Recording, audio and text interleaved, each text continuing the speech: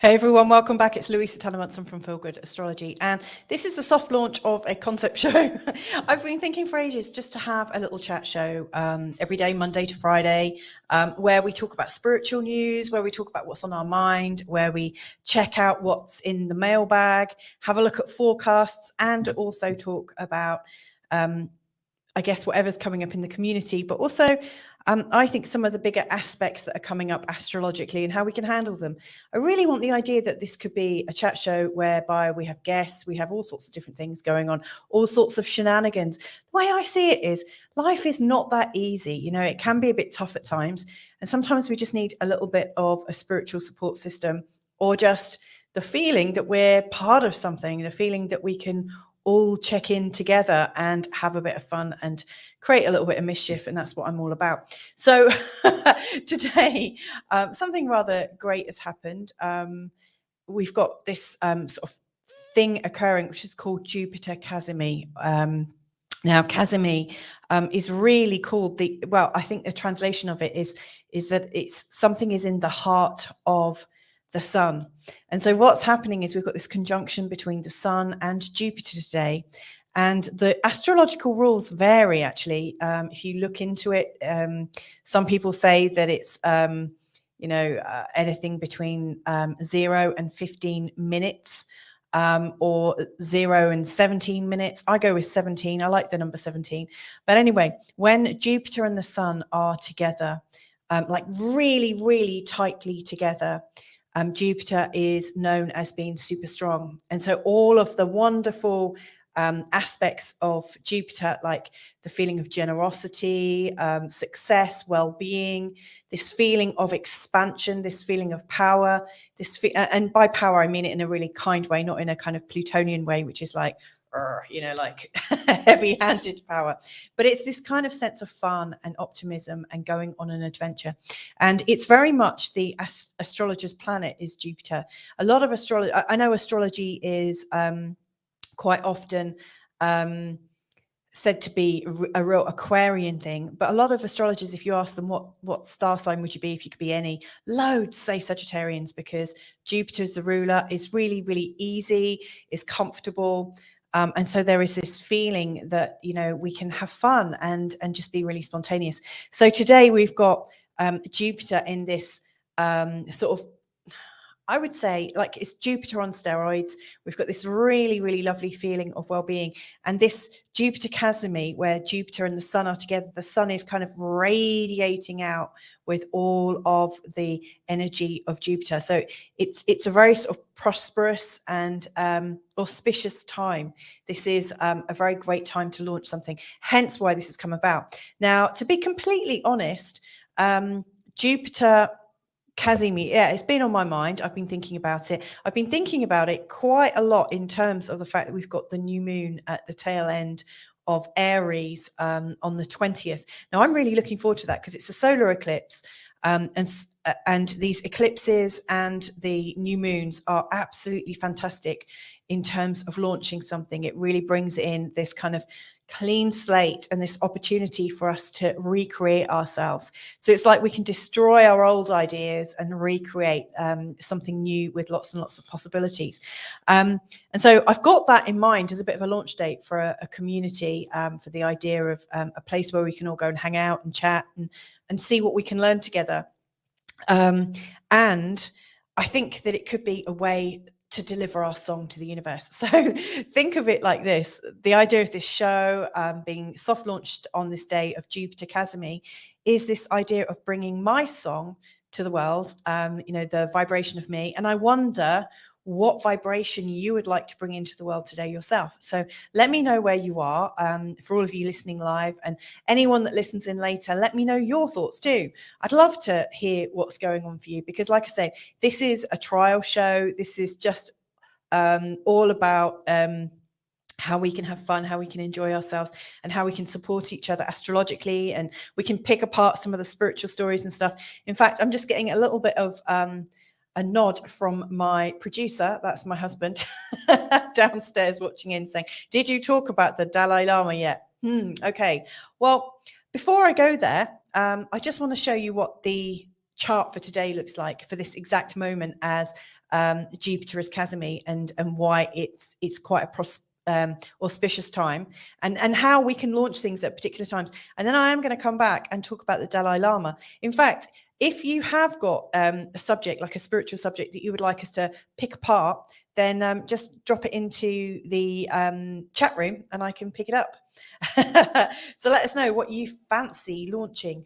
If you could use the energy of today, what would you launch? What would you create for yourself? How could you recreate your possibility?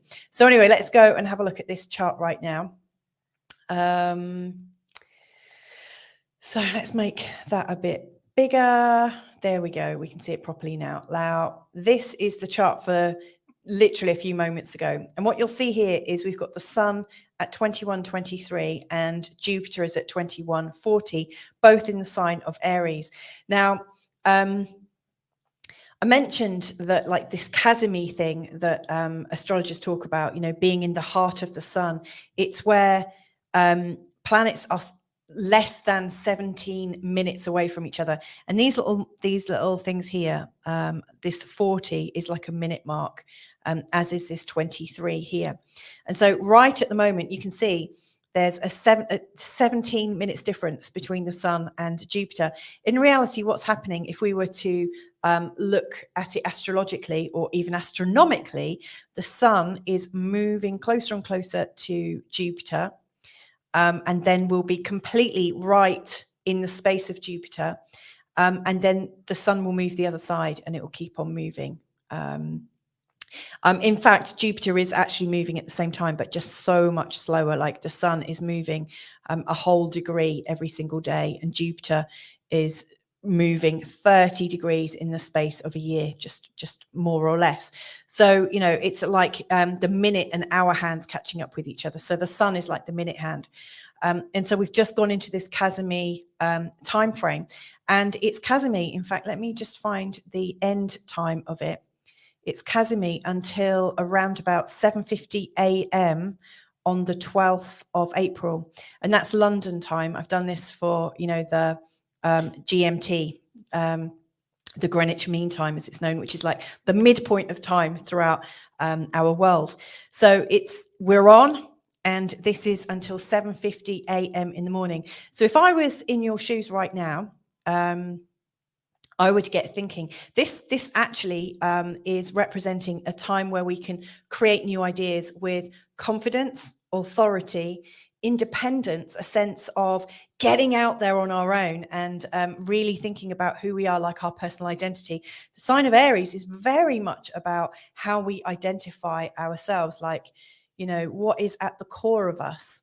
And what do we want to birth in this world? Now, the sun and Jupiter are also still connected to Chiron, and Chiron has recently tested us.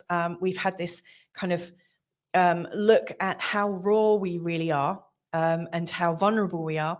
And so we're coming at this recreation of ourselves from the perspective of building from our rawness, because that's really helped to get us to our truth. And then you'll also notice that the sun, you know, the next thing that the sun is going to connect in with, I'm calling, is Vesta. Now, Vesta is also known as Hestia, according to whether you're Greek or Roman, but Vesta is about our truth and really what we are authentic about.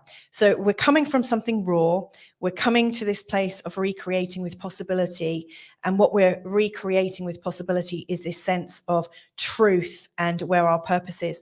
And on the 20th, the sun is going to be just about here at 29 degrees, and the moon is going to be here as well. And so we've got this beautiful new moon eclipse right at the tail end of Aries, and they're still technically in a conjunction with Jupiter and Vesta. So we've still got that energy of optimism and newness and adventure and expansion. So I think from here, the 11th until the 20th, we've got this really expanded time to really think about what we're putting out in the world and to start making some plans. Now, if you do want to launch something and you're coming up to that time, then I'm going to say, go do it. You know, this is your time to absolutely put yourself out there and play around a little bit. But this 9-day period of time, you could also use it to be diarizing, to give yourself a bit of a retreat. You could be recreating your ideas about how you're working, your family, whatever you want to put it to. This is a really good time. And of course, it's just happened after Easter. And, you know, the Orthodox Christians are actually saying Easter is this coming weekend. So we've got this whole backward theme or underlying theme of resurrection, you know, like we are coming back from the dead. And, you know, like if we've really got to a place of where we've been quite raw recently, we may also acknowledge that, you know, we've been working on autopilot in recent times. You know, have we been truly alive? So think, how can I come alive? How can I challenge myself? Because this is the time to do it. And you want to get your plans really kind of firmed up and like kind of dive right into them, because on the 21st we've got Mercury going retrograde in Taurus for 3 weeks. Now 3 weeks isn't very long, but it's like you want to get your idea as finalized as possible and then put it through the check of Mercury retrograde. If it still is in existence after that Mercury retrograde, then you've got something that's really awesome. So I'm just checking the comments. I'm being reminded to talk about the Dalai Lama.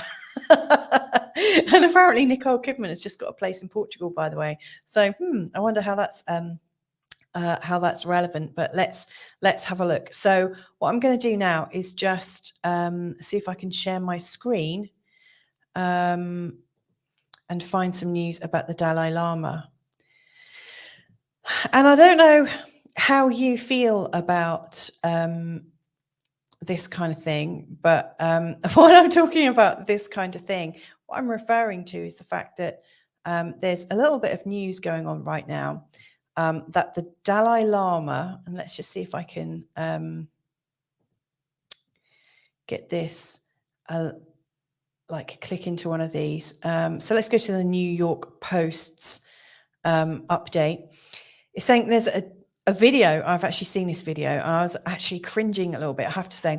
The Dalai Lama speaks out after bizarre video showed him asking to kiss a boy's tongue.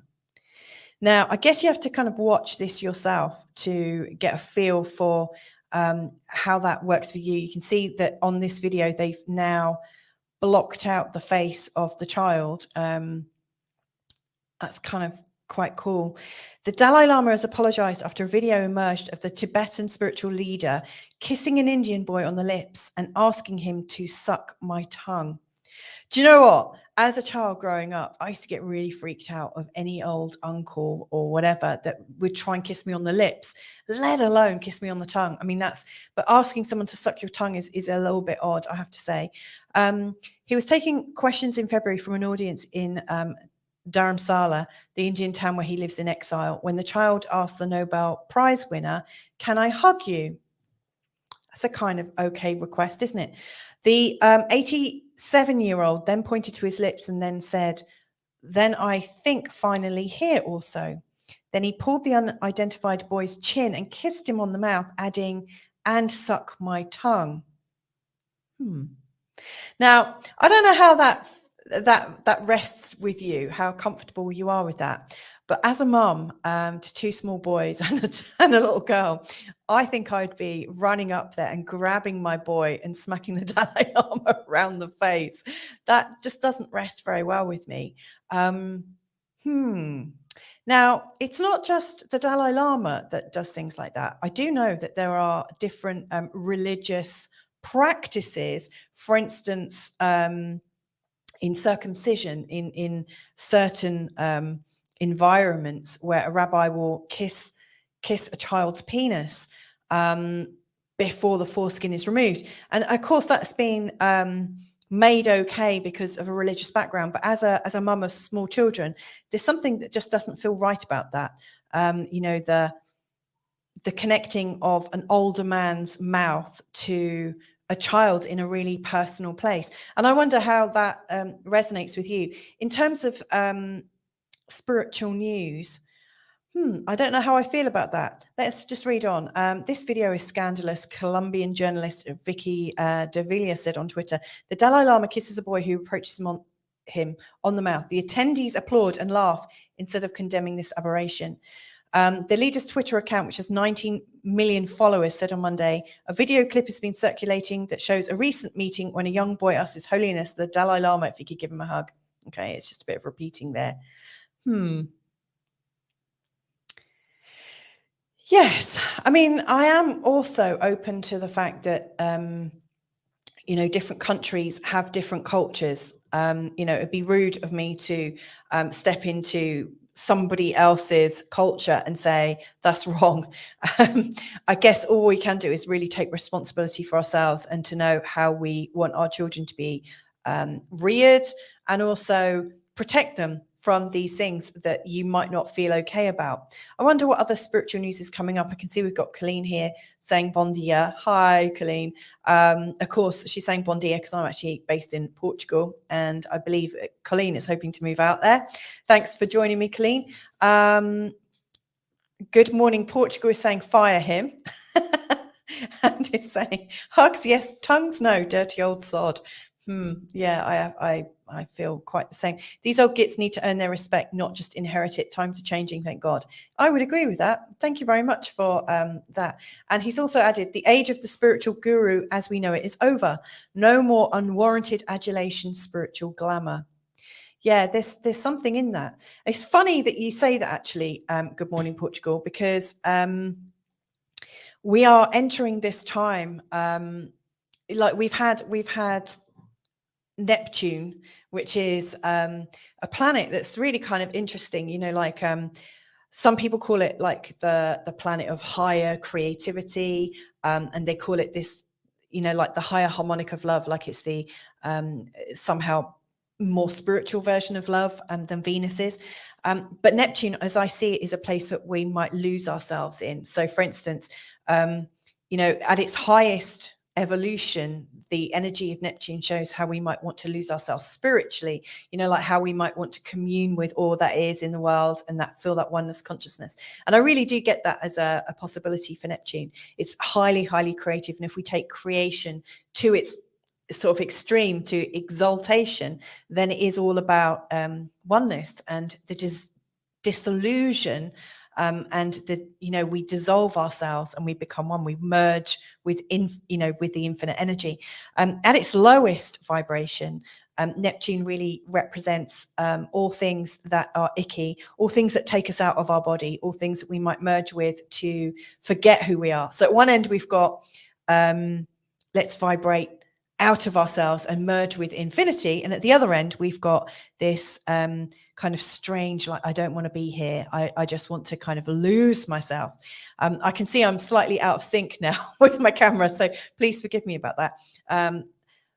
At the negative energy of Neptune, we've really got this kind of pedophilia, drinking to forget who we are, drugs to forget who we are, all sorts of distractions to take ourselves outside of our body. And Neptune has been in the sign of Pisces, which has no boundaries. And so we've got like a no boundary planet in a no boundary sign. And during that time, social media has like really kind of come up. And yeah, I think lots of people have been elevated during this time because, lots of us are thinking in terms of, how they really want to merge with infinite consciousness. But we've also had this kind of seedy underbelly also going on and also playing out. I'm hoping now that Pluto's in the sign of Aquarius, we're going to have a bit more chit chat about it and go a little further. So anyway, let's see what else is coming up. We've got Colleen saying, whoa, gag on the sucking. And I cannot fathom that this is okay by anyone. I mean, from my perspective, I would say that I would agree with that too. I certainly wouldn't let my kids suck anyone's tongue.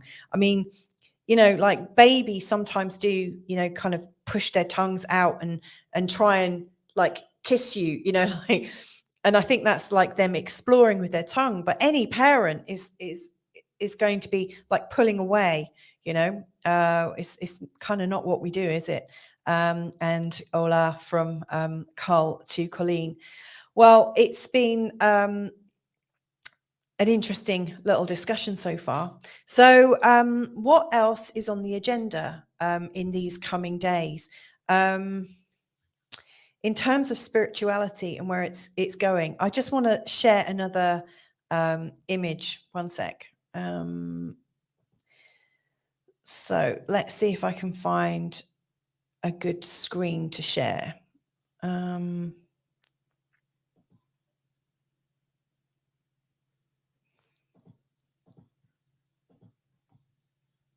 So in terms of where we are right now, let's just take that off.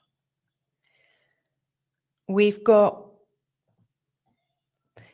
this energy up here right now, which I think is really sort of clearing things up.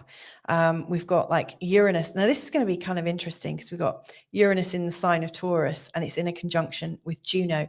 Now, Juno is known as being the goddess of marriage and commitment, and where we're dedicated to each other and where we're dedicated to a cause. And here we've got Uranus, and Uranus is all about truth, and Uranus is all about consciousness, and it's quite shocking.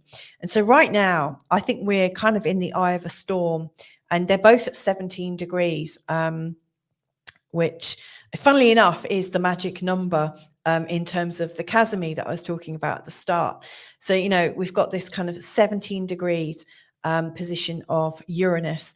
And Uranus in Taurus is going to be transforming the way banking happens and the way resources happen, and encouraging us, I think, to get very much grounded on the planet, and to bring our consciousness from the planet, to connect with as much as possible, and to find our truth from the reality that we're standing on, and not from the energies of like Neptune and Pluto that have really captured the overall consciousness of the world. It's almost like we're in a bit of a daydream right now. Now, one of the things I've noticed in recent times, and it's been coming up to this Pluto going into the sign of Aquarius, is all things diversity, all things equality, all things gender have been right there on the news feed of everyone. You know, whether you're on social media, whether you're watching your news on telly, whether you're watching it on YouTube, whether you're watching Twitter feeds, there's been so much in terms of equality and diversity and everything that comes up under those titles. Now, Pluto is all about control and controlling the parameters of the discussion. And so it's kind of funny, really, to observe. It's not very funny if you're experiencing it, but over the last few years, we've got this, as Pluto's been getting closer and closer to Aquarius, it's like Pluto has been controlling our ideas as to what we can say, what we can't say, where the debate occurs and where it can't any longer occur. And so there's been lots of different discussions. I think the most notable ones for me are things like what constitutes a real life, you know, like the idea of something being born, and is it precious? When does it become precious? Is it when a baby is in its mama's tummy, or is it when it's born? When does it become a real living person? And at the other end, you know, we've got old people. If you think about the last few years, at the start of it, lots of old people appeared to suddenly die. And then in recent times, we've also found, in fact, not so recent times, we actually found out about this 3 years ago. And it's only in recent times that news reporters are starting to catch up and actually share that, yes, lots of different countries and governing bodies decided to put sick people, take them out of hospitals and put them into old people's homes, and also put old people on DNRs, like do not resuscitate orders. And they were also being diagnosed as either having something or not having something based on a technology that 3 years later, they're now saying, well, the PCR tests weren't even that accurate. And in fact, they can pick up flu, they can pick up this, that, and the other. So there are lots of old people that seemingly died at the same time. And some of those won't have actually died from the thing that they were told that they'd been diagnosed with. We'll never know because the PCR tests are all done and dusted now. And when these people who had DNRs on them got those DNRs, they were then put on an end of life procedure. So, Pluto is the planet of death and dying and transformation, and also where there's control. And so, in the last few years, there's been a lot of talk around old people, and then there's been a lot of talk around the other ends. I was chatting. So one of the other reasons, and I just want to come back onto the screen, I guess. One of the other reasons why I want to really meet up with people and chat, not just about astrology, but also about all things spiritual, is that, and also like topical, is that I've noticed, a lot of my clients are boomers. I've got loads in the Gen X because I'm a Gen Xer myself, lots of older Gen Xers. I'm one of the younger ones. And then I'm getting quite a lot of new clients who are in the millennial generation. Now, one of the coaches that I talk to quite regularly, who's in Indonesia, and you might have seen me interview him on my other channel, The Barefoot Broadcast, his name's Rick Purcell. And Rick and I, and obviously my husband, we're raising children that are not millennials. They're like Gen Zs. They're yet to really arrive in the world and truly make their mark. So Rick's got some older Gen Zs. We've got Gen Zs together, and we've got the millennials in between. And so Rick and I were talking recently about how we think it's important to get more connection between the generations, because we need to work together, and that the millennials are going to be really taking over the world in they're already taking over the world in terms of social media and really leading the way with technology and stuff. But they are going to inherit the world, and they're inheriting the world and creating the world that our kids are growing up in. And so it seems quite precious. And I was talking to a client last night who was talking in terms of how their millennial child has changed a lot. And it's not a story that's unfamiliar to me. I've heard this from many Gen X parents who are finding that there is almost a barrier to control. And it feels like there has been some kind of trauma-based programming that's been going on between different generations. And in being in the company of some millennials, she overheard millennials talking about, there's old people over there. Well, they should just go because they're not adding anything to the world and they're costing us all. And so we're talking about the very kind of heated subject of, money and worth and value and how we make money. Some of the other subjects that were coming up in our discussions were around how millennials, don't have the same kind of purpose in the same way that, like the old ideas of getting a job for life. I mean, to be fair, that was sold to me as a Gen Xer, and that was all a load of rubbish. I've had to make my own career from servicing the needs as I see them come up. I attend to them in real time. Not many people have that sense of a clear-cut path at the moment. So that's another reason why I want to do this, and to chat on a daily basis about astrology and other things as they're arising, but also answer the questions that people put forward. So something else I really am interested in is how at the moment we've got this discussion about Pluto at both ends of civilization, that we've got babies that are being seen as disposable, and there's been so much talk about it on the news, really normalizing getting rid of babies after a certain time, really normalizing that that's normal, when actually in most of Europe, we have very strict laws forbidding the killing of a baby, what we see as a living being. Like if a baby comes out at 23 weeks it might have changed now. When I had my last baby, at 23 weeks, that was considered the time when a baby could be viable, could live outside of the body. And, if you were to do anything to harm that baby after that time, you'd be locked up for murder or manslaughter. And so it's interesting that there are these debates going on in different parts of the world, like my body, my right. It's my choice. So we're in interesting times, and like Pluto dying and death and dying going into this sign of Aquarius, and there's this very sort of fixed agenda right now. So anyway, there's some of my thoughts as to what's coming up. Let's just check out some of the last comments, and then I'm going to say goodbye and hopefully catch up with you all tomorrow. So, a little pre-wave there. So anyway, Colleen is saying, I believe the divine feminine is in process of coming and will be at least even with the outdated and time to go ruling masculine energy. Do monthly astrology patterns go into this at all? Curious. That's a really great question, Colleen. In fact, I would like to pick this up tomorrow and talk about it in much greater detail. I do agree that the divine feminine is this really lovely concept. I saw somebody's posting today, a male friend of mine on Facebook, and he posted something really speaking about the divine masculine as well. I've got very mixed feelings about this. And I will pick this up tomorrow. Okay, so that is the topic for tomorrow's show. Thank you. Final comment. I just heard dementia is the leading cause of death in the UK. It's a conditional syndrome collection of syndromes, not a cause, isn't it? Yeah, that's interesting. Dementia. I don't think people died of dementia. It was just one thing that they were experiencing as they were getting old and dying. But there's usually an underlying, another cause like the heart stops. I don't think you die from actually losing your mind, but maybe I'm not a doctor, I should say. But yes, that's interesting, isn't it?